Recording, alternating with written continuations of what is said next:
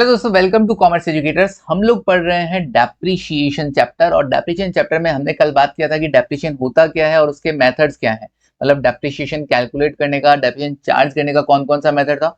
SLM था, WDV था, ठीक है, और क्या क्या था सर, एसवाईडी था और प्रोडक्शन यूनिट मेथड था। इसके अलावा भी मेथड हो सकते हैं क्या? हो सकते हैं ना, बट अपने ये चार गिवन है, चार इंपॉर्टेंट है, हमने इसकी ही बात की। इसके अलावा देखो एक डिप्लीशन मेथड हो सकता है, डेप्लीशन बोल दो, डिप्लीशन बोल दो, ठीक है। उसमें क्या होता है, वो केवल और केवल किन पे लगता है, ये खान खदान होते हैं ना, तो जो कोल माइन वगैरह है, माइंस वगैरह हैं, उन पे जो मेथड यूज होता है कि जितना हमने मिनरल्स एक्सट्रैक्ट कर लिया उतना उसके अकॉर्डिंग डेप्लीशन चार्ज होता है। मतलब जैसे ये प्रोडक्शन यूनिट था, सेम वैसा ही होगा। यहाँ पे जितना यूनिट्स बना रहे हो उसके अकॉर्डिंग डेप्रीशिएशन चार्ज हो रहा है, वहां पे कितना आप क्वांटिटी एक्सट्रैक्ट कर लेते हो, जमीन से कितना क्वांटिटी निकाल लेते हो, खनिज वगैरह कितने निकाल लेते हो, ठीक है, माइन से कितना ऑयल वगैरह निकाल लेते हो, उसके बेसिस पे डेप्रीशिएशन चार्ज होगा। तो बड़ा सिंपल है, वो अगला देके रखेगा भैया इतना हमने बैरल्स ऑयल एक्सट्रैक्ट कर लिया है वगैरह, उसके अकॉर्डिंग डेप्रीशिएशन लग जाएगा। एक होता है मशीन आवर मेथड, कितना घंटा यूज किया तुमने, घंटा यूज नहीं किया, कितना घंटे यूज किया तुमने, ठीक है ना, तो कितने आवर्स तुमने यूज किया, तो उसके बेसिस पर क्या होगा, डेप्रिसिएशन चार्ज किया जाता है। तो सिंपल तुमको लिया दिखा हुआ रहेगा कि भैया टोटल 50,000 आवर्स है, जिसमें से हमने इस बार 3,000 आवर्स यूज कर लिया, तो भाई 3 डिवाइड बाय 15 कर देना, हो गया। तो डेप्रिसिएशन प्रोपोर्शनेटली चार्ज करने का कोई ना कोई तरीका आपको दिया हुआ रहेगा। अब क्या करें, अब बात करते हैं अकाउंटिंग फॉर डेप्रिसिएशन। सर ये डेप्रिसिएशन की अकाउंटिंग हमारे आती है क्या? देखो डेप्रिसिएशन जो चैप्टर है ना, तो डायरेक्ट क्वेश्चन की अगर मैं बात करूं तो नहीं आएगा, मुझे नहीं लगता कि आएगा क्या, लेकिन आ जाता है कभी कभार, दे दे सर फिर हैं, दे दे 11th का तो दे दे, है ना कोई, लेकिन रेयर केस है, ऐसा नहीं हो कि बार बार यही आता है। लेकिन ये जो मेथड है, एसएलएम हुआ, डब्ल्यूडीवी हुआ, एसवाईडी हुआ, प्रोडक्शन यूनिट मेथड हुआ, ये अपने को केवल इस चैप्टर के लिए नहीं, बाकी और चैप्टर्स के लिए भी जरूरी होता है। कहीं ना कहीं इसका रोल आ जाता है। एफएम में कैपिटल बस्टिंग पढ़ते हैं, वहां पे रोल आ जाता है इसका। काफी जगह इनका डेप्रिशिएशन चीज तो बीच में डाल ही देंगे ना। अच्छा, फाइनल अकाउंट्स पढ़ते हैं तो डेप्रिशिएशन का एडजस्टमेंट आते हैं, तो ये अपने को आना चाहिए। तो डेप्रिशिएशन की अकाउंटिंग वगैरह भी अपने को आनी चाहिए। अकाउंटिंग अगर अपने को नहीं आएगी ना डेप्रिशिएशन की, तो भाई वहां पे अपने को तकलीफ होगा ना। नेक्स्ट चैप्टर हम किधर जा रहे हैं, फाइनल अकाउंट की तरफ जा रहे हैं, तो ये चैप्टर इसलिए भी पढ़ना आसान होता है। कुछ कुछ चीजें इसलिए भी पढ़नी पड़ती है कि कोई वो यहाँ नहीं, कहीं और काम आएंगी, ठीक है। चलो, लाइफ में कभी कभी लेसन ऐसे भी मिलते हैं जो यहाँ पे नहीं लग रहा, लेकिन कहीं और हमारे काम जरूर आएंगे ना। देखो, अकाउंटिंग फॉर डेप्रिशिएशन क्या है। सर डेप्रिशिएशन की अकाउंटिंग मैंने बड़ा सिंपल सा बताया था। इसमें जो अपने पास देखो क्या क्या ऑल्टरनेट है। पहला कि when depreciation is charge to the asset account, देखेंगे, बात करेंगे। दूसरा क्या है, when provision for depreciation is created, okay.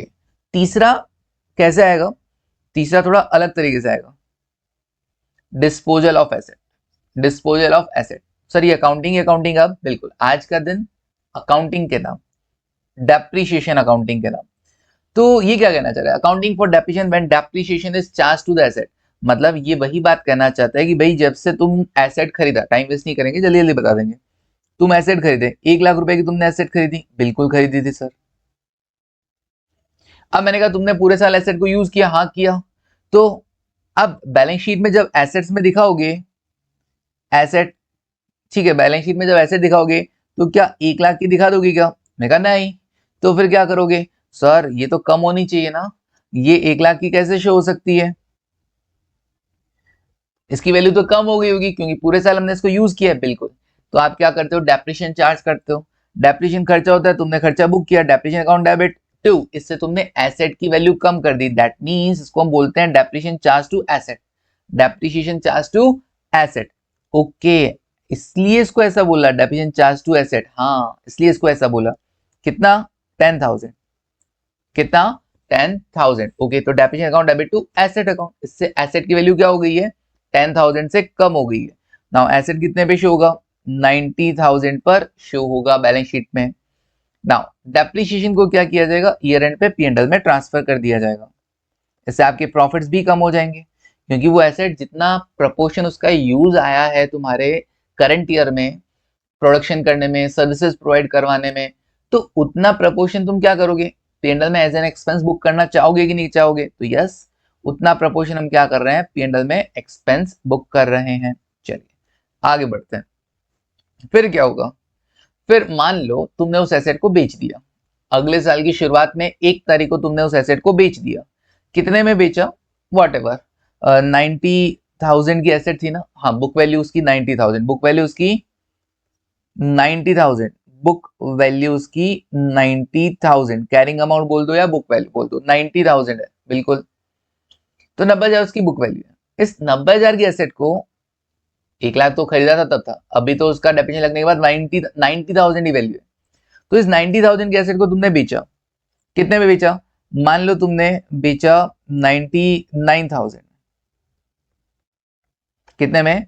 99,000 में। Okay, bank account debit to asset account, bank account debit to asset account, 99,000 लिख दिया तुमने। लेकिन सर 90,000 की एसेट अगर हम 99,000 में बेचेंगे तो 9,000 का तो प्रॉफिट बना, उसको तो आपने रिकॉर्ड ही नहीं किया। तो तुम जनरली एंट्री क्या करते थे? Bank account debit 99,000 to asset account, किसी भी एसेट को अपनी बुक से बाहर करना हो या किसी भी लाइबिलिटी को अपनी बुक से बाहर करना हो, मतलब हटाना हो, डी रिकॉग्नाइज करना हो, तो कैरिंग अमाउंट पे किया जाता है, बुक वैल्यू पे किया जाता है। तो टू एसेट, एसेट का डेबिट बैलेंस होता है, उसको बाहर करने के लिए क्या करना पड़ता है? क्रेडिट करना पड़ता है। तो टू एसेट क्या करना था सर? 90,000 से करना था और टू पीएनएल बुक करना था 9,000। मैंने कहा अच्छी बात है, ये बचपन में किया करते थे। अब हम क्या करेंगे? जितने में बेचा बैंक टू एसेट 99,000, सर वैसे भी कर सकते हैं ना, हाँ वैसे भी कर सकते हैं, बट सीखना कैसे है? जितने में बेचा बैंक टू एसेट 99,000, अब तुमने देखा एसेट का डेबिट बैलेंस था 90,000, तुमने 99,000 से क्रेडिट कर दिया, 9,000 से ज्यादा क्रेडिट हो गया ना, वापस डेबिट करोगे 9,000 से, asset account debit to P and L और प्रॉफिट बुक कर लोगे, asset account debit to P and L और प्रॉफिट बुक कर लोगे, तो अलग से एंट्री पास करेंगे बिल्कुल, एसेट टू पी एंडल। क्यों सर? इसका भी रीजन बताता हूं, क्यों वो एंट्री नहीं कर रहे, क्यों ऐसे कर रहे हैं। देखो मैं तुमको वो एंट्री लिख के देता हूं, ठीक है? Bank account debit 99,000 to asset account 90,000 और टू पी एंडल 9,000, ठीक है? अब मैं तुमको बोलता हूं कि तुम बनाओ एसेट अकाउंट, अब मैं बोलता हूं तुमको कि तुम बनाओ एसेट अकाउंट, नहीं बन पाएगा तुमसे, गलती करोगे तो पक्का गलती करोगे, देख लेना कैसे। अरे सर ऐसे ही समझाएगा। सबसे पहले एसेट का बैलेंस, लास्ट ईयर के एंड में बैलेंस हमको नहीं पता, क्या आपने हमको बता रखा है एसेट का डेबिट बैलेंस होता है, डेबिट बैलेंस के लिए ब्रॉट डाउन डेबिट साइड में लिखा जाता है। ओके, कितना था? 90,000 था। ऐसे ही समझाएगा हमको, समझना मुझको ऐसा वैसा, है ना? तो देखो कैसा, ये देखो टू बैलेंस ब्रॉट डाउन लिख दिया, देखो 90,000, बस अब बेचा तो हम पोस्टिंग कर देंगे। आपने हमको जर्नल एंट्री का ना पोस्टिंग करना भी सिखाया है। एसेट क्रेडिट हो रहा है कितने से? 90,000 से, तो मैं क्रेडिट साइड में क्या लिखूंगा? 90,000 लिखूंगा, बिल्कुल लिखूंगा। और 90,000 लिखा, और रेफरेंस किसका आता है? रेफरेंस ऑपोजिट अकाउंट का आता है। सर इतना भी नहीं पता क्या हमको? बाय बैंक अकाउंट कितना? 90,000।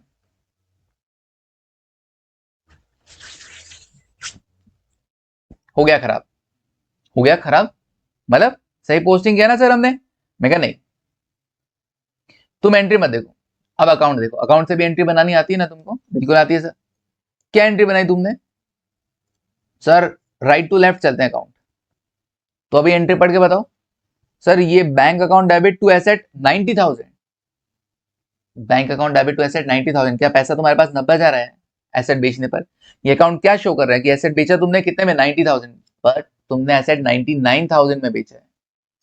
हो गया ना गड़बड़, हो गया ना गड़बड़? तो इसका ये एंट्री एंट्री दिखने में अच्छी है, करेक्ट है, बट इसकी पोस्टिंग अच्छी नहीं है। तो पोस्टिंग करने के लिए अपने को क्या करना है? इसी एंट्री को अपने को, ये तो हो गया गलत ना, हटाओ इसको, ये तो हो गया गलत, ऐसा नहीं करेंगे। इसकी जगह हम क्या करेंगे? इसकी जगह एंट्री में हम क्या करेंगे? हमने कहा आप ऐसा करो, बैंक अकाउंट डेबिट कितना? 99,000 टू एसेट अकाउंट कितना 99,000। Bank account debit to asset account कितना 99,000। और फिर क्या करो, क्योंकि तुमने एक्स्ट्रा क्रेडिट कर दिया और तुम्हें पता है कि तुमको बेचने में फायदा हो रहा है, तो फायदा होने पर एसेट की वैल्यू बढ़ती है, तो एक एसेट को डेबिट मारो। कितने से? प्रॉफिट वाली अमाउंट से 9,000। और टू क्या कर दो, पी एंड एल, उस प्रॉफिट को पी एंड एल में शिफ्ट कर दो।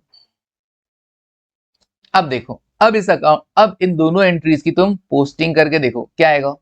सर एसेट है ना क्रेडिट हो रहा है 99,000 से, ओके, तो मैं एसेट अकाउंट के क्रेडिट साइड में लिखूंगा 99,000 और रेफरेंस ऑपोजिट का बाय बैंक। फिर इधर एसेट डेबिट हो रहा है कितने से, 9,000 से, और reference opposite to P and L, to P and L account कितना 9,000, ओके। अभी एकदम परफेक्ट पोस्टिंग हुआ है। अभी कोई देखेगा ना केवल अकाउंट को तो वो क्लियरली समझ जाएगा कि 90,000 का एसेट था, 99,000 में बेचा और 9,000 का क्या हो गया, प्रॉफिट हो गया। समझा क्या? ये होता है पोस्टिंग करने का तरीका। क्लियर? बहुत काम आएगा आगे चल के कैश फ्लो स्टेटमेंट वगैरह जब हम बनाएंगे। सर अकाउंट में कैश फ्लो है क्या? नहीं, फाइनेंशियल अकाउंटिंग में नहीं, बट कॉर्पोरेट अकाउंटिंग के अंदर है और फाइनेंशियल मैनेजमेंट के अंदर भी है। तो जहां वहां पे जब हम कैश फ्लो सीखेंगे, फंड फ्लो सीखेंगे, ये एसेट अकाउंट हमको बनाना आना चाहिए, हमको डेप्रिसिएशन की अकाउंटिंग आनी चाहिए। ठीक है, चलिए, तो मैंने सिखा दिया ना, भूल नहीं जाना रे। ठीक है, चलो, वहां पे जाके मैं रेफरेंस दे दूंगा कि हाँ डेप्रिसिएशन पढ़ के आना तुम लोग। ठीक है, चलो आगे देखो, वरना ये वाला वीडियो, सेम वीडियो वहां पे भी लगा देंगे। क्या पैसे थोड़ा ना लगते हैं अपने को? नहीं ना, नहीं लगते सर, जो लगने थे वो तो लग गए। अब देखो क्या करें, समझ में आया क्या तुमको? एसेट बेचा 99,000 में, 9,000 का प्रॉफिट था, उसके लिए एंट्री मारा एसेट टू पी&एल। सर एक बात बताओ, अगर कोई बच्चे तो ये भी बोल रहे थे सर 99 में बेचा है तो नुकसान हो गया ना, 1,00,000 की थी एसेट। अरे 1,00,000 की ओरिजिनल कॉस्ट थी, अभी डेप्रिसिएशन लगने के बाद एसेट की वैल्यू कितनी हो गई है, 90,000। 90,000 book value, carrying amount versus selling price देखा जाता है। प्रॉफिट और लॉस के लिए हमेशा carrying amount versus selling price देखा जाता है। प्रॉफिट और लॉस के लिए हमेशा, अगर प्रॉफिट और लॉस की बात करें तो हमेशा carrying amount versus selling price देखा जाता है। सर कैरिंग अमाउंट की जगह बुक वैल्यू लिख दें? हाँ, तुम छोटे बच्चे हो ना, तुम्हारे लिए बुक वैल्यू ठीक है। तो बुक वैल्यू वर्सेस, ये कौन बोला, बीवी वर्सेस स्पेशल पर्सन? हाँ, ये गलत बात है, बहुत गलत बात है। ये सब मेरे को थॉट्स पता है तुम लोगों के आते हैं, तुम लोग ऐसा सोच रहे होते हैं ना, ये मेरे थॉट्स आते हैं। ठीक है, रेंज होती है ना, ऐसे थॉट्स भी हवाओं में ऐसे तैरते हैं और उनके थॉट्स ऐसे तैरते हुए मेरे पास आते हैं। ऐसी बातें मत करो। Book value versus selling price, not special person. Okay, देखो, अब यही चीज मान लो तुमने एसेट बेची होती कितने में, 90,000 से कम में बेच दी। सर हमने बेची मान लो 82,000 में, 82,000 में बेची, तो एंट्री क्या करोगे, bank account debit to asset account 82,000। अब 90 वाली एसेट तुम 82 में बेच रहे हो, तो 8,000 का नुकसान बुक करोगे कि नहीं करोगे? करेंगे सर। तो एसेट का डेबिट बैलेंस था कितने, 90,000, तुमने क्रेडिट किया 82 से, तो अभी भी 8,000 का डेबिट बैलेंस बच रहा है कि नहीं बच रहा है? उसका क्या करोगे, उसको भी हम क्या कर देंगे, क्रेडिट कर देंगे। क्या बुक करेंगे, P&L account debit to asset account, P&L account debit to asset account, simple, done. Okay sir, समझ गए। फायदा हुआ तो टू पी&एल करना है, नुकसान हुआ तो पी&एल को डेबिट करना है। ठीक है, फायदा होता है तो एसेट की वैल्यू बढ़ती है, नुकसान होता है तो एसेट की वैल्यू डाउन होती है, डन। अब मैंने आपको एक क्वेश्चन दिया, वो क्वेश्चन जो दिया गया ना वो कैश फ्लो के लिए ही दिया गया, कैश फ्लो स्टेटमेंट के लिए। अगर हमको एसेट अकाउंट बनाना पड़ गया, फंड फ्लो स्टेटमेंट के लिए एसेट अकाउंट बनाना पड़ा, तो कैसे प्रिपेयर किया जाता है। तो देखो, बुक वैल्यू कितना है मशीन का, 1 अप्रैल 2026 को 6 लाख रुपए है, 31 मार्च 2027 को 5 लाख रुपए। अच्छा सर साल की शुरुआत में 6 लाख था, एंड में 5 लाख बता रहे हैं, ठीक है। डेप्रिसिएशन तो 90,000 ही लगा, ओके। एक मशीन जिसकी कॉस्टिंग 1 लाख रुपए थी, एक्यूमुलेटेड डेप्रिसिएशन कितना, 60,000, मतलब उसकी बुक वैल्यू कितनी हो गई, 40,000। कितने में बेचा आपने, 30,000 में, 10,000 का यहाँ पे नुकसान हो गया। Calculate the value of machine purchase during the year. Sir ये क्या पूछ लिया आपने, मैं सुनो सिखाता हूं, सिखाता हूं तुमको, ठीक है। कैसे करोगे, machine account at book value, machine account at book value, at book value. Starting में बैलेंस कितना होगा सर? बुक वैल्यू मतलब original cost minus accumulated depreciation, 6 lakh रुपए। तो टू बैलेंस ब्रॉट डाउन कितना लिखोगे ओपनिंग में? 6 लाख डेबिट साइड में, बिल्कुल सर डेबिट साइड में 6 लाख लिखा जाएगा। और फिर क्या होगा sir? Depreciation during the year. Depreciation की एंट्री क्या होती है? Depreciation account debit to asset, तो बाय डेप्रिसिएशन लिख दो। Depreciation account debit to machine, तो मशीन अकाउंट में बाय डेप्रिसिएशन आएगा कितना? 90,000।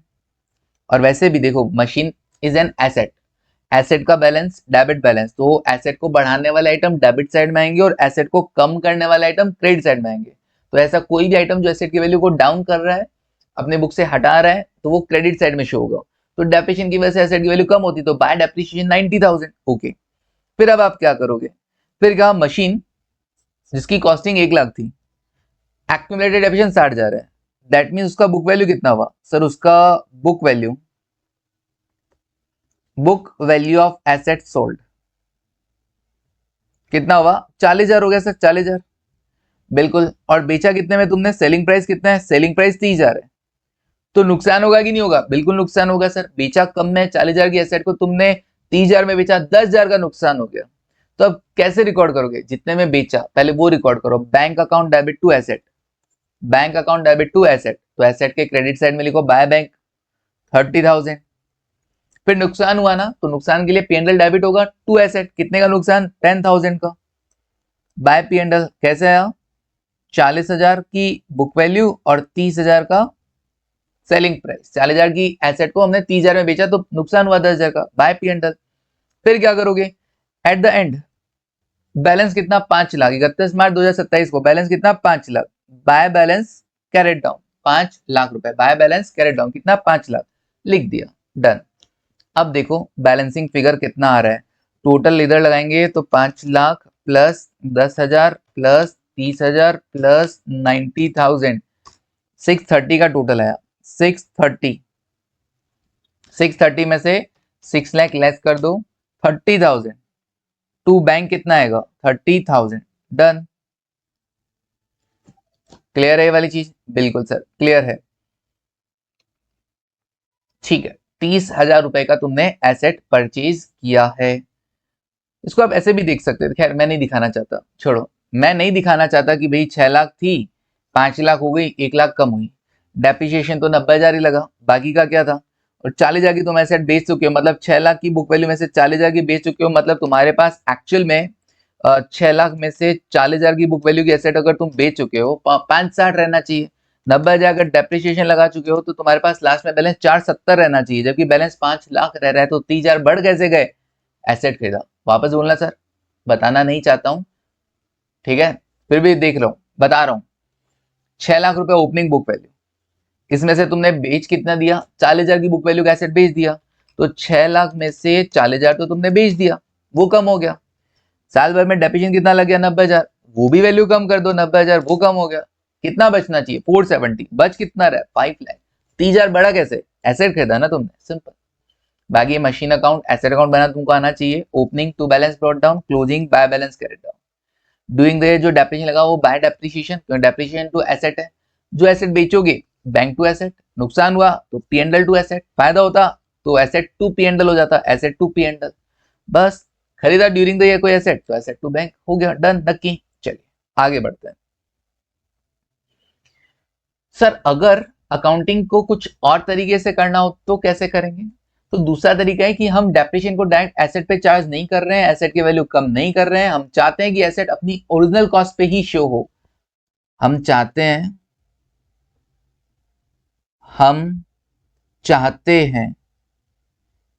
क्या चाहते हैं? हम चाहते हैं कि एसेट अपनी ओरिजिनल कॉस्ट पे शो हो, एसेट अपनी ओरिजिनल कॉस्ट पे शो हो।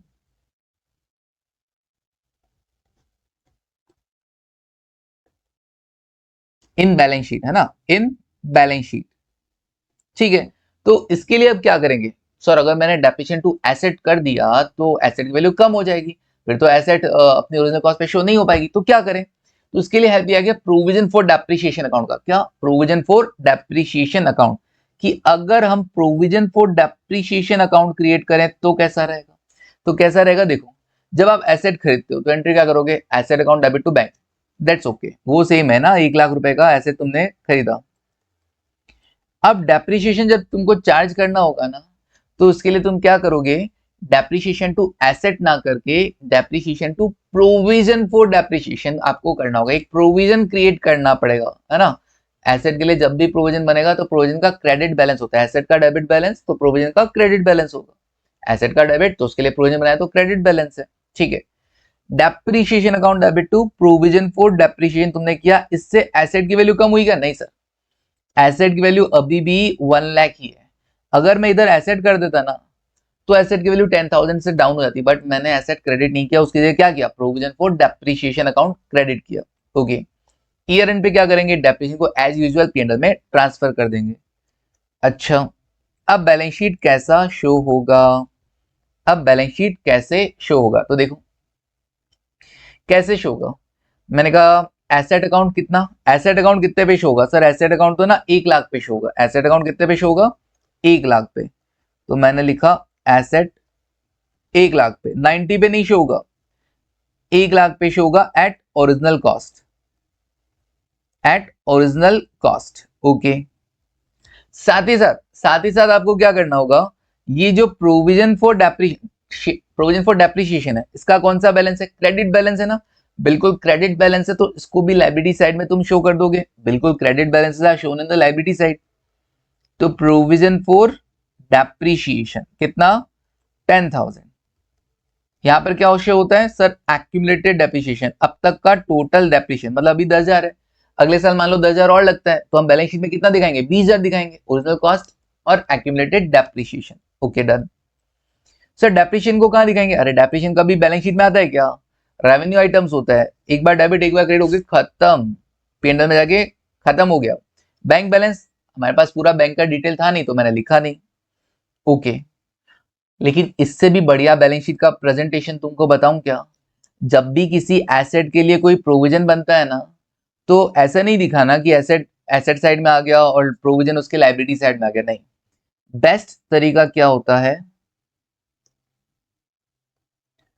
बेस्ट वे ऑफ प्रेजेंटेशन क्या होता है, बेस्ट वे ऑफ प्रेजेंटेशन जो कि हम करेंगे, उसमें आपको क्या करना होता है, एसेट ओरिजिनल कॉस्ट पे दिखाना है, बिल्कुल दिखाना है सर, 1 लाख ये उसका ओरिजिनल कॉस्ट हो गया।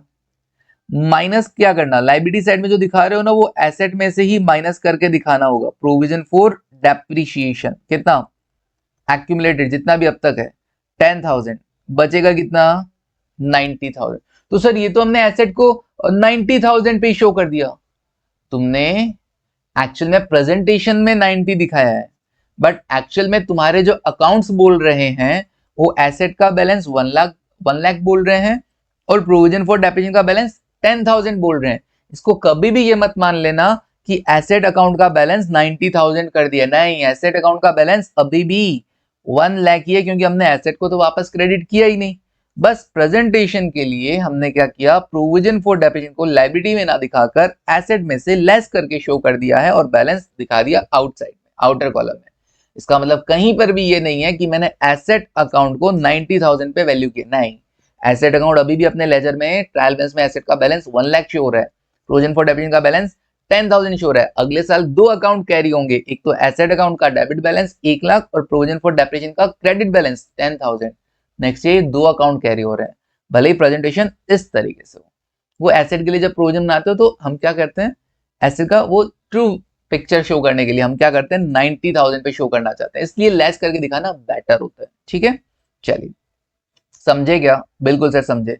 तो अपने को डेप्रिसिएशन टू एसेट ना करके depreciation to provision for depreciation करना है। फिर जब सेल करेंगे तो क्या होगा सर, जब भी सेल करोगे, अब अपने पास 2 अकाउंट है, एक तो ये एक ये, जब भी सेल करो ना at the time of sale, एक चीज ध्यान देना, जितना भी प्रोविजन फॉर डेप्रिसिएशन में बैलेंस है उतना तुम क्या कर दोगे, उतना तुम उठा गया। अब एसेट ही नहीं रही तो उसके लिए प्रोविजन का क्या करोगे, ठीक है ना, एसेट ही नहीं रही तो उसके लिए प्रोविजन बना के क्या कर लोगे, ठीक है ना। तो क्या करना, उठाकर जितना भी प्रोविजन है बेचने के टाइम उस एसेट के रिगार्डिंग जितना भी प्रोविजन में बैलेंस है उस बैलेंस को उठाकर तुम क्या कर दोगे, एसेट अकाउंट में शिफ्ट कर दोगे। एंट्री क्या करोगे, प्रोविजन फॉर डेप्रिसिएशन का कौन सा बैलेंस होता है, क्रेडिट बैलेंस ना, क्रेडिट बैलेंस होता है सर, तो उसको डेबिट कर देना और एसेट को क्रेडिट कर देना। जैसे एसेट की वैल्यू डाउन हो जाएगी और एसेट की वैल्यू डाउन होकर कितने पे आ जाएगी सर, 1 लाख माइनस 10,000, 90,000, तो बुक वैल्यू पे आ गया। बिल्कुल। अब आगे की कहानी सेम, तो जब भी एसेट बेचना है, तो जब एसेट ही बेच दिया तो उसके regarding provision for depreciation maintain करके क्या ही होगा, उसको भी क्लोज करना होगा। तो प्रोविजन फॉर डेप्रिसिएशन को उठाकर एसेट में ट्रांसफर कर दोगे। नाउ एसेट जितने में तुम बेच रहे हो, मान लो 99,000 में तुमने बेचा, तो बैंक टू एसेट 99,000, फिर फायदा हुआ तो asset to P and L, नुकसान हुआ तो P and L to asset, नुकसान हुआ तो P and L to asset. Sir ये तो वही एंट्री बन जाएगी, बिल्कुल, बस चेंज कहाँ हुआ, चेंज एक तो यहां हुआ कि डेप्रिसिएशन टू एसेट ना करके डेप्रिसिएशन टू प्रोविजन कर रहे हैं, और क्या हुआ, और जब भी एसेट बेच रहे हो तो एक एक्स्ट्रा एंट्री जाएगा, provision for depreciation account debit to asset account, simple. और कहीं चेंज नहीं, नहीं और कहीं चेंज नहीं। ऐसा क्यों हुआ, क्योंकि तुम प्रोविजन फॉर डेप्रिसिएशन अगर क्रिएट कर रहे हो तो उसको क्लोज भी तो करना पड़ेगा। कैसे क्लोज होगा कि भैया ये प्रोविजन फॉर डेप्रिसिएशन, हर साल प्रोविजन फॉर डेप्रिसिएशन तुम क्रेडिट करते जाओगे, एक्यूमुलेटेड करते जाओगे, एक्यूमुलेट करते जाओगे, फिर एक दिन आएगा जिस दिन तुम एसेट बेच दोगे, वो जितना भी एक्यूमुलेटेड बैलेंस है उस एसेट के रिगार्डिंग उठा के एसेट में शिफ्ट कर देना, अकाउंट क्लोज हो जाएगा प्रोविजन फॉर डेप्रिसिएशन, सिंपल। चलिए बड़ा सिंपल है सर। चलो एग्जांपल देखेंगे फिर इसके रिगार्डिंग, बिल्कुल इसके रिगार्डिंग हम एग्जांपल देखते हैं। From the following information prepare, क्या प्रिपेयर करना है, machine account at original cost, book value पे नहीं, ओरिजिनल कॉस्ट पे, और एक्यूमुलेटेड डेप्रिसिएशन और प्रोविजन फॉर डेप्रिसिएशन, कुछ भी बोल दो, ये भी तुमको बनाना है। बनाएंगे sir. Machine account original cost पे तुमको दे रखा है कितना, 1 लाख रुपए, 31 मार्च 25 को, 31 मार्च 26 को बोल रखा है 1,50,000, लेस एक्यूमुलेटेड डेप्रिसिएशन कितना, 20,000 और 30,000। बुक वैल्यू कितना दे रखा है सर, बुक वैल्यू दे रखा है 80,000 और 1,20। ऑब्वियसली स्टार्टिंग में ओरिजिनल कॉस्ट थी 1 लाख और अब तक का डेप्रिसिएशन बोल रहे हैं 20,000, तो बुक वैल्यू कितना बचा, 80,000। At the end of the year original cost कितना बोल रहे हैं, 1,50, लेस एक्यूमुलेटेड डेप्रिसिएशन कितना, 30,000, तो बुक वैल्यू कितना होगा, 1,20,000। इसको इंटरप्रेट करना आना चाहिए, original cost minus accumulated depreciation that is book value. Okay, एक मशीन बेचा आपने ड्यूरिंग द ईयर, जिसका ओरिजिनल कॉस्ट था 20,000, अब तक का डेप्रिसिएशन 4,000, मतलब उसका कैरिंग अमाउंट कितना, मतलब उसका बुक वैल्यू कितना है, book value of asset sold, book value of asset sold sir 20,000 उसकी ओरिजिनल कॉस्ट, 4,000 उस पे अब तक का डेप्रिसिएशन, मतलब 16,000 उसकी बुक वैल्यू। ध्यान देना, ध्यान से बनाना, तुमको मशीन अकाउंट बनाना है किस पे, ओरिजिनल कॉस्ट पे, किस पे, ओरिजिनल कॉस्ट पे बनाना है, क्योंकि हम लोग क्या काउंटिंग कर रहे हैं, डेप्रिसिएशन से एसेट की वैल्यू कम नहीं कर रहे हैं, डेप्रिसिएशन से एक प्रोविजन फॉर डेप्रिसिएशन क्रिएट कर रहे हैं। फिर तुमको ये भी बताऊंगा machine account at book value कैसे बनेगा। ओ ये दोनों काम आएंगे सर कैश फ्लो में, हाँ ये दोनों कैश फ्लो में काम आएंगे। ओके कैसे बनेगा, अगर मशीन अकाउंट ओरिजिनल कॉस्ट पे तुमको बनाना है, दैट मींस ओपनिंग और क्लोजिंग बैलेंसेस में आपको ओरिजिनल कॉस्ट लिखना पड़ेगा। ओरिजिनल कॉस्ट, हाँ एट ओरिजिनल कॉस्ट कितना, एट ओरिजिनल कॉस्ट कितना, अभी देखते हैं, बता देते हैं। Opening to balance brought down और closing by balance carried down, कितना है मशीन अकाउंट के डेबिट साइड में 1 lakh,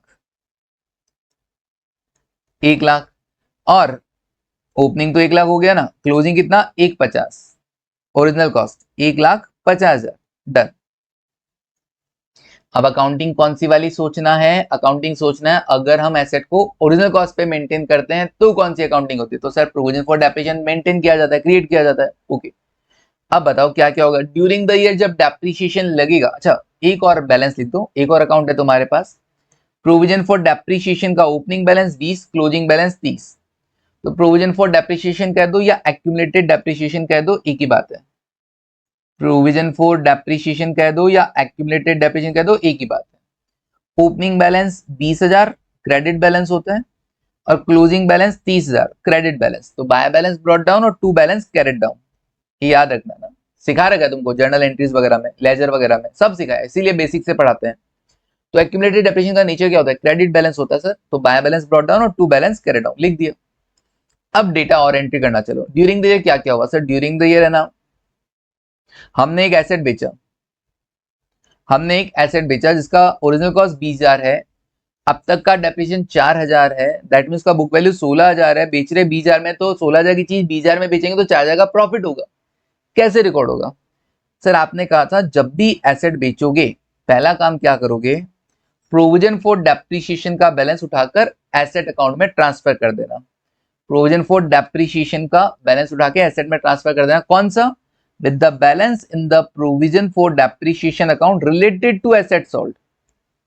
related to asset sold, जो एसेट बेचा है केवल उसके रिगार्डिंग, सारा नहीं भाई, जो एसेट बेच दी उसके रिगार्डिंग प्रोविजन की जरूरत नहीं है तो उसको क्लोज कर दिया जाता है।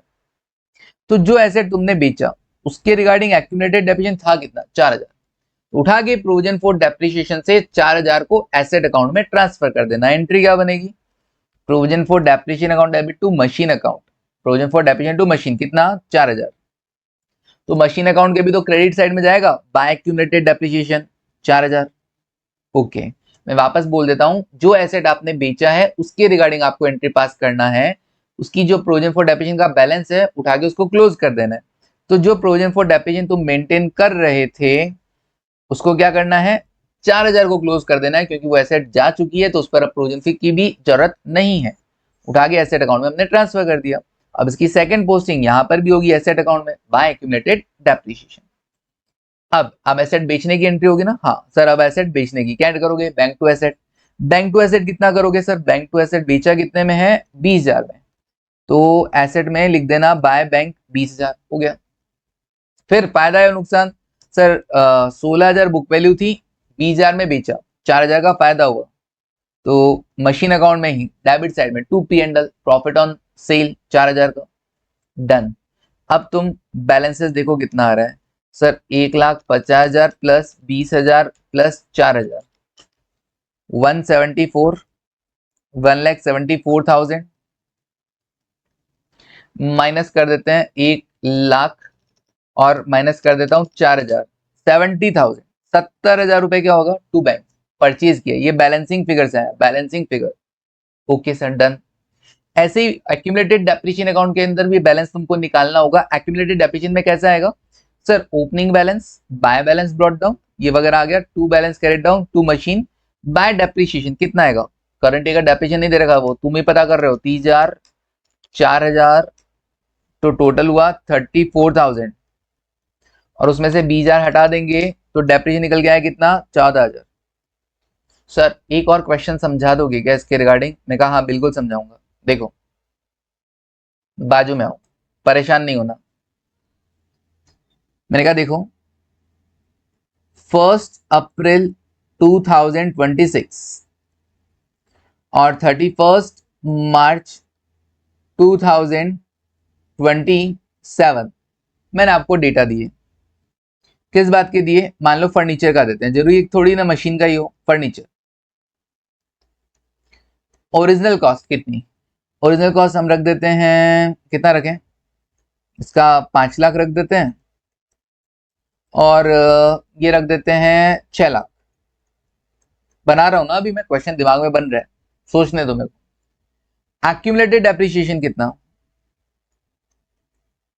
अब तक कितना डेप्रिसिएशन चार्ज हो गया है? 50,000 इधर मान लो, 60,000 इधर मान लेते हैं। ओके, बुक वैल्यू कितना? तो सर बुक वैल्यू तो रहेगा फर्नीचर का, बुक वैल्यू कितना रहेगा?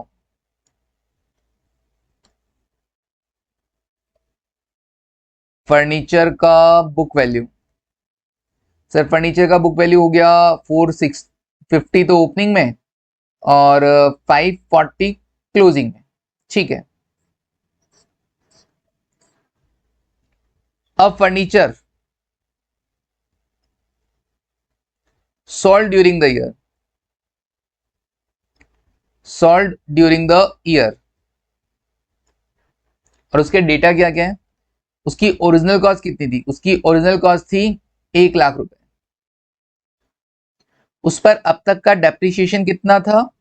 उस पर अब तक का डेप्रिसिएशन था 10,000 रुपए का, 10,000 रुपए का, 10,000 का। तुमने बेचा कितने में? सर हमने उसको बेचा है 85,000 में, 85,000 में। Okay, prepare furniture account, prepare furniture account बना सकते हो क्या? एंड साथ ही साथ क्या बनाना है? Provision for depreciation account, provision for depreciation account. Okay, क्योंकि एक्यूमुलेटेड डेप्रिसिएशन हमको दे रखा है तो प्रोविजन फॉर डेप्रिसिएशन भी बना सकते हैं। बिल्कुल बनाएंगे सर, बनाना ही पड़ेगा, बनाना ही पड़ेगा। ओके, क्योंकि एक अकाउंट से एक ही मिसिंग फिगर पता कर सकते हो। अब तुमको बनाना है एक तो फर्नीचर अकाउंट, एक तो बनाना है furniture account at original cost, और एक तुमको बनाना है एक्यूमुलेटेड डेप्रिसिएशन अकाउंट, या यूं कहूं provision for depreciation account. Okay,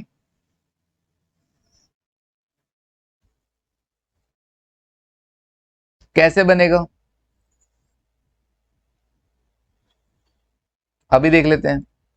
सबसे पहले बैलेंसेस लिख दो, सबसे पहले बैलेंसेस लिख दो। फर्नीचर का बैलेंस डेबिट साइड में, टू बैलेंस ब्रॉट डाउन, और एक्यूमुलेटेड डेप्रिसिएशन का बैलेंस क्रेडिट नेचर होता है सर, क्रेडिट नेचर तो क्रेडिट साइड में बाय बैलेंस ब्रॉट डाउन। चलो सबसे पहले मैंने ओपनिंग बैलेंसेस ही लिखे। ये वापस क्यों बता रहा हूं, कुछ वापस एक से ज्यादा बार बताऊंगा ना तो याद हो जाएगा, समझ में आएगा। अकाउंट्स रट डालने, बिल्कुल समझ के रट डालने, समझ के रट डालने रे, सिर्फ रटना नहीं, रटने से कुछ नहीं होगा, समझ के इतनी बार पढ़ लो कि रट जाए। फर्नीचर का ओपनिंग बैलेंस क्या लिखोगे? मेरे पास दो ओपनिंग बैलेंसेज है 1 अप्रैल को। फर्नीचर का एक तो 5 लाख ओरिजिनल कॉस्ट है, एक बुक वैल्यू है। कौन सा लिखूं, ओरिजिनल कॉस्ट या बुक वैल्यू?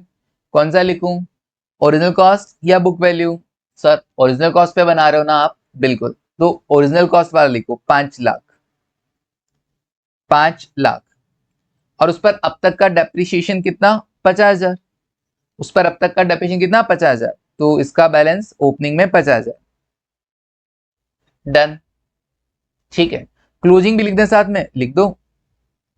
क्लोजिंग फर्नीचर का इस तरफ क्रेडिट साइड में, और प्रोविजन फॉर डेप्रिसिएशन का डेबिट साइड में,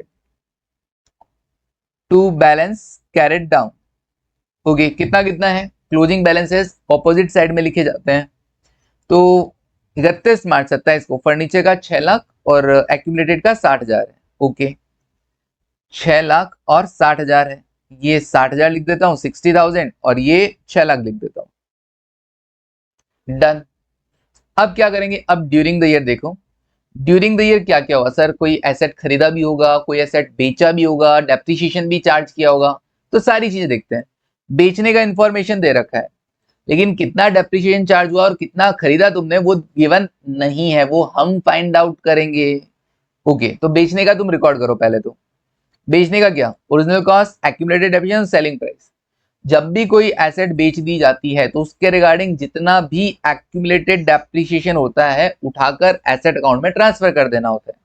तो एंट्री क्या होगी? एक्यूमुलेटेड डेप्रिसिएशन, क्योंकि जब एसेट ही नहीं रही तो उसके रिगार्डिंग एक्यूमुलेटेड डेप्रिसिएशन मेंटेन करके क्या होगा? तो accumulated depreciation account debit to furniture, जो एसेट आपने बेच दिया उसके रिगार्डिंग जो एक्यूमुलेटेड डेप्रिसिएशन उठा के फर्नीचर अकाउंट में ट्रांसफर कर दिया to furniture.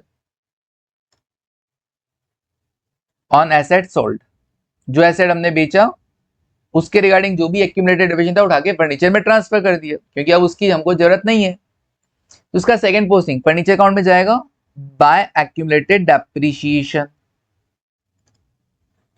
Bye accumulated depreciation कितना? 10,000 रुपए। ठीक है, कितने की एसेट थी वो? सर 1 लाख की एसेट थी। ठीक है, डन। अभी देखना पूरा 1 लाख का हिसाब दूंगा मैं, क्योंकि एसेट अकाउंट में ओरिजिनल कॉस्ट पे बना रहा हूं, तो हिसाब तो पूरा उसके अकॉर्डिंग होगा ना, तो पूरे 1 लाख का हिसाब दूंगा। ठीक है, क्योंकि तुम खुद देखो यहाँ पे जो तुमने फर्नीचर इंक्लूड कर रखा है ओपनिंग में 5 लाख, उस 5 लाख में से 4 लाख तो बाकी फर्नीचर है और 1 लाख वो फर्नीचर है जो तुमने बेच दिया। तो मुझे पूरे 1 लाख का हिसाब तो देना पड़ेगा ना, 1 लाख में 10,000 तो लिख दिया मैंने। अब क्या करें? बेचा कितने में? सर बेचा है 85 में, तो बेचने की एंट्री क्या होगी? By bank. तो bank account debit to furniture 85,000। Sir अभी भी 1 लाख में से, सर अभी भी 1 लाख में से 95,000 ही आपने क्रेडिट में लिखा है, अभी तक बराबर नहीं हुआ, 5,000 और लिखना बाकी। तो 5,000 क्या आएगा आप खुद सोचो, 5,000 क्या आएगा?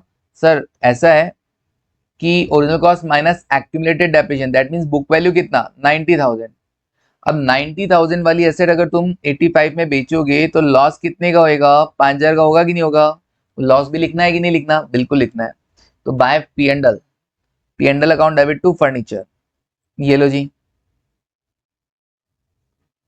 हो गया ना पूरा 1 लाख का हिसाब? हो गया ना पूरा 1 लाख का हिसाब? डन है। चलिए ओके, अब क्या करें सर? अभी है ना फर्नीचर अकाउंट का बैलेंस देखो, अभी फर्नीचर अकाउंट का बैलेंस देखो कितना आ रहा है। फर्नीचर अकाउंट का बैलेंस किस तरफ, डेबिट साइड में आएगा क्या? हाँ देखो, टोटल लगा के क्रेडिट का टोटल लगाते हैं हम, 6 lakh plus 5,000 plus 85,000 plus 10,000, 7 lakh हो गया। और 7 लाख में से अगर हम 5 लाख हटा देते हैं तो भी 2 लाख बच जाता है कि नहीं बच जाता? बिल्कुल। तो टू बैंक, इतना फर्नीचर आपने खरीदा है, टू बैंक अकाउंट परचेज, जो भी बैलेंसिंग फिगर है कितना? 2 लाख रुपए का, 2 लाख रुपए का ये तुम्हारा परचेज है।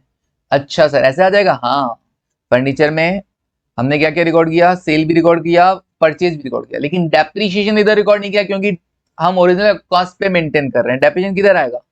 एक्यूमुलेटेड डेप्रीशिएशन में आएगा, by depreciation, by depreciation. Okay sir, कितना अमाउंट?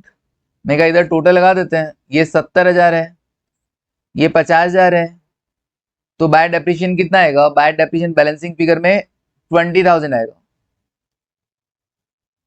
बाय डेप्रीशिएशन कितना? 20,000 हो गया, डन। ओके, इस तरीके से बनेगा अगर हमको एसेट अकाउंट ओरिजिनल कॉस्ट पे बनाना हुआ और एक्यूमुलेटेड डेप्रीशिएशन बनाना हुआ। सर अगर मान लो मुझे कोई बोले furniture account at book value बना दो, तो मैं बना सकता हूं क्या? बिल्कुल, ये तो हो गया एक।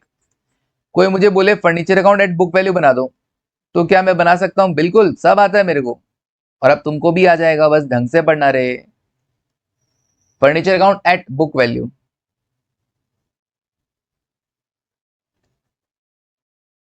Furniture account at book value कैसे होगा देखो। सबसे पहले to balance brought down, to balance brought down, कौन सा बैलेंस लिखोगे? ओपनिंग वाला। ओपनिंग वाला भी कौन सा, ओरिजिनल कॉस्ट का या बुक वैल्यू का? सर बुक वैल्यू पे बना रहे हैं ना, तो बुक वैल्यू वाला लिखेंगे। ओपनिंग में 450, क्लोजिंग में 540, बुक वैल्यू वाला 450 और 540, 450 और 540 bye balance carried down. Sir इस बार बुक वैल्यू, मतलब बुक वैल्यू पे बनाने का मतलब क्या होता है पता है ना? कि डेप्रिसिएशन को एसेट पे चार्ज किया जा रहा है, डेप्रिसिएशन की वजह से एसेट की वैल्यू कम हो गई है। एसेट की वैल्यू कम हो रही है, इसीलिए आप किस पे शो कर रहे हो? बुक वैल्यू पे शो कर रहे हो, original cost minus accumulated depreciation. तो डेप्रिसिएशन की एंट्री क्या होगी? डेप्रिसिएशन टू एसेट होती है, डेप्रिसिएशन टू फर्नीचर होगी, ठीक है। बट डेप्रिसिएशन तो आपको पता नहीं है ना, पता, ध्यान रखना, हमको डेप्रिसिएशन पता है, क्योंकि एक अकाउंट से मैं 2 मिसिंग फिगर तो नहीं पता कर पाऊंगा। तो ये मान के चलना मुझे डेप्रिसिएशन पता है कितना है, 20,000 है, तो मैंने यहाँ पे लिख दिया ड्यूरिंग द ईयर डेप्रिसिएशन कितना लगा। और डेप्रिसिएशन तो साल के एंड में लगता है ना, पहले एसेट को बेचने का करो। चलो, एसेट बेचा कितने में? 85,000 में, तो डायरेक्ट बेचने का एंट्री मारेंगे। यहाँ पे कोई प्रोविजन फॉर डेप्रिसिएशन तो है नहीं, हम लोग मेंटेन नहीं कर रहे हैं, ये मान के चलना। ओके, तो जब भी एसेट बुक वैल्यू पे बना रहे हैं मतलब हम प्रोविजन फॉर डेप्रिसिएशन मेंटेन नहीं कर रहे हैं। तो जितने में बेचा तुम लिखो सबसे पहले, तो 85,000 ना, तो बाय बैंक अकाउंट कितना? 85,000। ओके, फायदा कि नुकसान? सर नुकसान था, कितने का नुकसान था? 5,000 का नुकसान था, तो नुकसान लिख दो by P and L, by P and L कितना? 5,000, बाय पी एंडल कितना? 5,000। अब कोई बच्चा बोल रहा है सर इसमें तो फिर 90,000 ही आया, तो मैंने कहा ओपनिंग बुक वैल्यू में एसेट जो बेचा है उसकी बुक वैल्यू कितनी थी? सर एसेट जो बेचा उसकी बुक वैल्यू 90 थी, इसका मतलब 3,60,000 बाकी एसेट थी और 90,000 की वो एसेट थी जिसको आपने करंट ईयर में बेच दिया। तो पूरा 90 का हिसाब दिया कि नहीं दिया? दिया सर, ये देखो 90 का पूरा हिसाब हो गया। डेप्रीशिएशन, डेप्रीशिएशन इधर ही लिखा जाएगा, ये मान के चलना गिवन है। डेप्रीशिएशन कितना आया था? सर 20,000 आया था पहले बैलेंसिंग फिगर में, बट अभी हमने मान लिया कि ये गिवन है। तो देखो बैलेंसिंग फिगर में टू बैंक कितना आएगा? बैलेंसिंग फिगर में टू बैंक कितना आएगा देखो जरा, लगाओ टोटल, लगाओ टोटल, कितना सर 5,40,000 प्लस 20,000 प्लस 5,000 प्लस 85,000 650 हो गया सर 6,50,000 माइनस कर देते हैं कितना 450 तो आ गया 2 लाख अगेन 2 लाख। हाँ सर ध्यान से करना ये अकाउंटिंग, एक से ज्यादा बार पढ़ना पड़े पढ़ लेना। 2 लाख बैलेंसिंग फिगर में आ गया। परचेज पता कर लिया, फर्नीचर कितना खरीदा है पता चल गया। ठीक है, एक अकाउंट से एक ही मिसिंग फिगर पता चल सकता है ना बैलेंसिंग फिगर, तो एक अकाउंट से एक ही बैलेंस पता करना। जब तुमको 2 बैलेंस पता करने की नौबत आ जाए कि भैया मेरे को परचेज भी नहीं पता, मेरे को है ना डेप्रिसिएशन भी नहीं पता, तो ऑब्वियसली उस केस में 2 अकाउंट से 2 मिसिंग फिगर पता चलेंगे। अगर तुमको केवल एक ही डेप्रिसिएशन दे रखा था, एक ही चीज नहीं पता, तो फर्नीचर बुक वैल्यू बनाओगे पता कर लोगे। ये सब कैश फ्लो स्टेटमेंट के लिए बता रहा हूँ, बट दोनों का फॉर्मेट आया ना अकाउंटिंग से। जब भी बुक वैल्यू पे बनता है मतलब एसेट को डेप्रिसिएशन को एसेट पे चार्ज किया जा रहा है, तो डेप्रिसिएशन टू एसेट। और जब भी ओरिजिनल कॉस्ट पे मेंटेन करने को बोलते हो दैट मींस डेप्रिसिएशन किधर जाएगा, प्रोविजन फॉर डेप्रिसिएशन में जाएगा, ना कि एसेट अकाउंट में, एसेट में नहीं आएगा। डन। बाकी एसेट बेचने का सेम एंट्री बाय बैंक, नुकसान हुआ तो बाय पी&एल, दोनों में सेम है, बाय बैंक बाय पी&एल दोनों में सेम है। ओके, बस एक चीज ध्यान रखना, जब भी एसेट बेचते हो और प्रोविजन फॉर डेप्रिसिएशन मेंटेन कर रखा है, तो प्रोविजन फॉर डेप्रिसिएशन से कहां ट्रांसफर जाएगा, to asset account. Provision for depreciation to asset, कितना बैलेंस उस एसेट का पर जो एसेट आप बेच रहे हो उसका कंप्लीट प्रोविजन फॉर डेप्रिसिएशन उठाकर एसेट अकाउंट में ट्रांसफर कर दोगे और एसेट अकाउंट में इसकी सेकंड पोस्टिंग कर दी जाएगी। ओके सर, डन है। अब क्या करें सर, वो जो क्वेश्चन करवाया था ना आपने, ये वाला वापस देख लेते हैं। 1 लाख ओपनिंग में, 1,50 क्लोजिंग में, 20,000 30,000 ओपनिंग क्लोजिंग और 80,000 एक 20।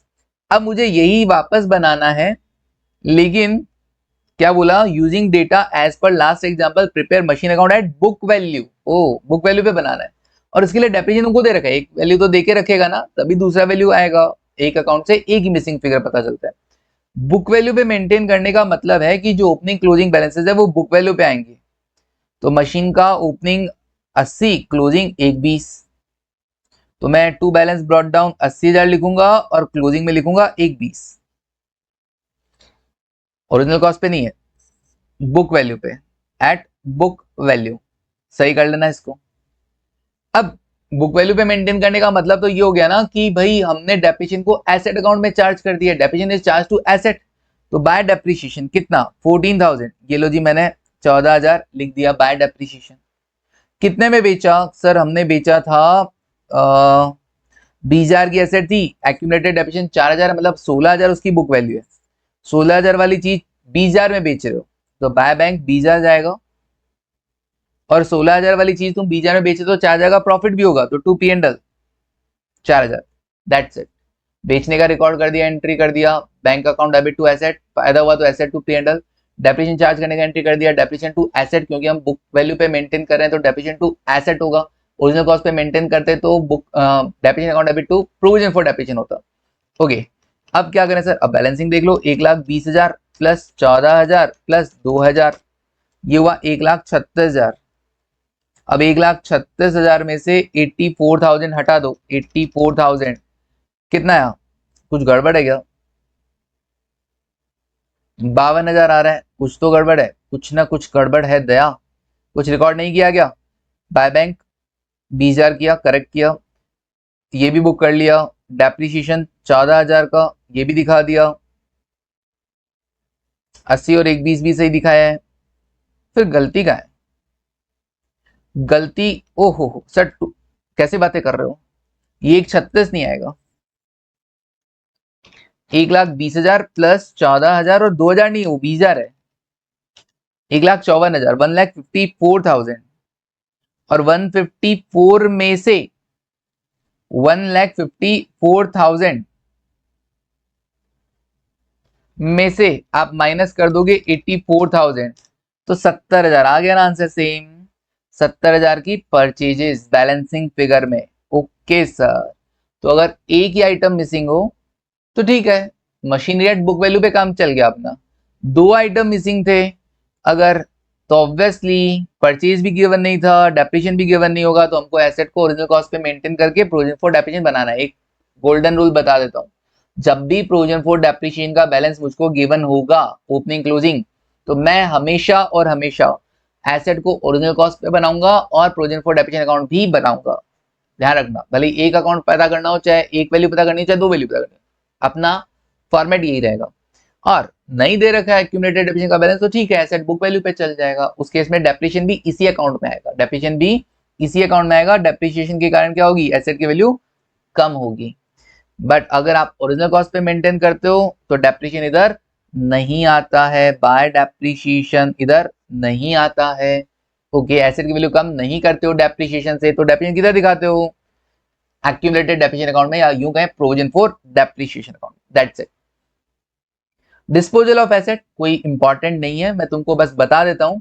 जब भी एसेट बेचा गया ड्यू टू ऑब्सोलेसेंस और इनएडिक्वेसी, पुरानी हो गई, चलन से बाहर हो गई, या इनएडिक्वेट हो गई, हमारे लिए प्रॉपर नहीं है, काम नहीं कर रहा है, अपडेटेड नहीं है, हमको अपडेटेड चाहिए थी वगैरह, तो ऐसे केस में तुमको एक काम करना है, जो भी तुम अकाउंटिंग फॉलो कर रहे हो ऊपर वाली, चाहे चार्ज टू एसेट वाली कर रहे हो, चाहे डेप्रिसिएशन के लिए आप प्रोविजन फॉर डेप्रिसिएशन मेंटेन कर रहे हो, सिंपल तुमको क्या करना है, एसेट अकाउंट और प्रोविजन फॉर डेप्रिसिएशन अकाउंट जो भी तुम मेंटेन कर रहे हो, चाहे केवल एसेट कर रहे हो, चाहे एसेट और प्रोविजन फॉर डेप्रिसिएशन दोनों मेंटेन कर रहे हो, उठा के किधर डाल देना, एसेट डिस्पोजल अकाउंट में डाल देना।